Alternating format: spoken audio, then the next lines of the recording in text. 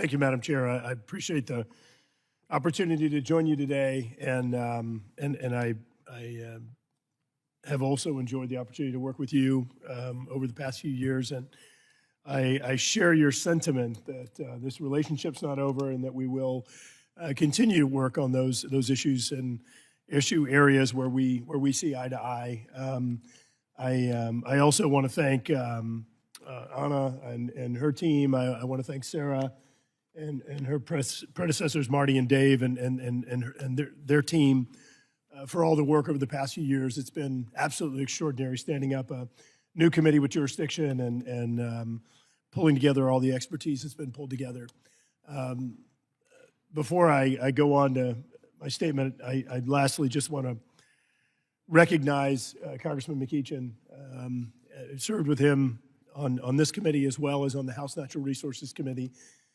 And while Congressman McEachin and I candidly didn't always see eye to eye, had a lot of respect for him, for the deep faith that he clearly has, and for the advocacy and issues that he felt so strongly about. No question that it's a loss for this committee, it's a loss for this Congress, and certainly wishing the best for him and his family and his staff, and they're all in our prayers. He was amazing in his strength and bravery and courage as he was dealing with tremendous adversity over the past year or so.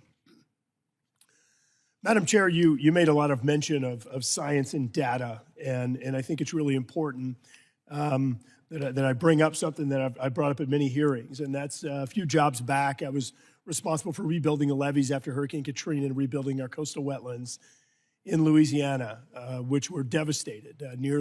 Some projections, nearly 200 square miles of coastal wetland loss as a result of the 2005 hurricanes that we had. And what we did a few years later is we put together a master plan. And it wasn't the first master plan, but importantly, it was the first resource-constrained master plan.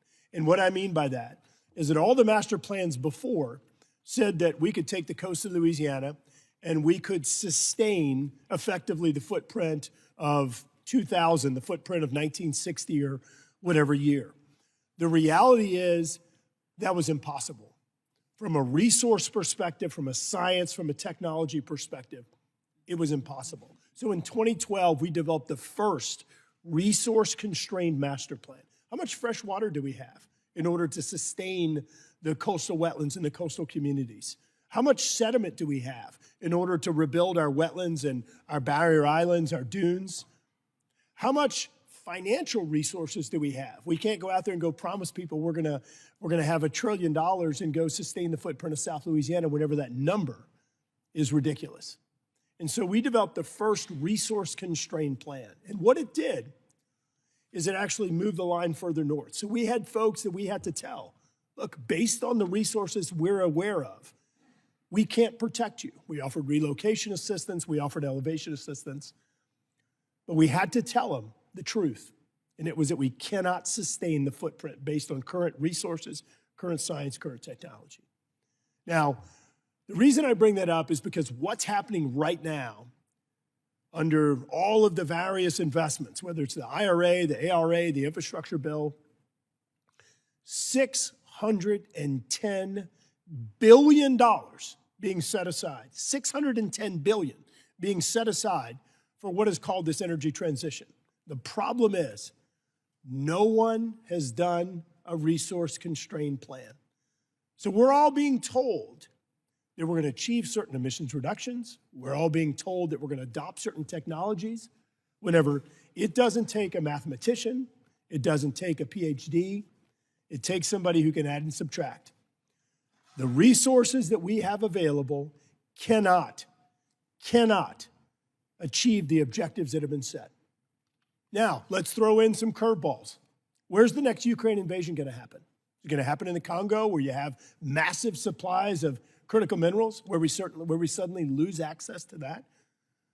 Oh, but many say, well, what? Well, then what we're going to do is we're just going to produce domestically these resources. Our current regulatory environment can't facilitate the need or the demand for critical minerals that we have today. and are projected to be needed moving forward. Madam Chair, I think it's critical as we move forward. We recognize the fact that the United States has led the world in reducing emissions, that we build on the successes and learn from the failures, and that we ensure that all tools are on the table. As I told President Macron just last week, if we had simply replaced Russian gas with U.S. gas in Europe for 1 year, 218 million tons in emissions reduction. So, Madam Chair, I look forward to working together with you, but I'm going to say it one last time.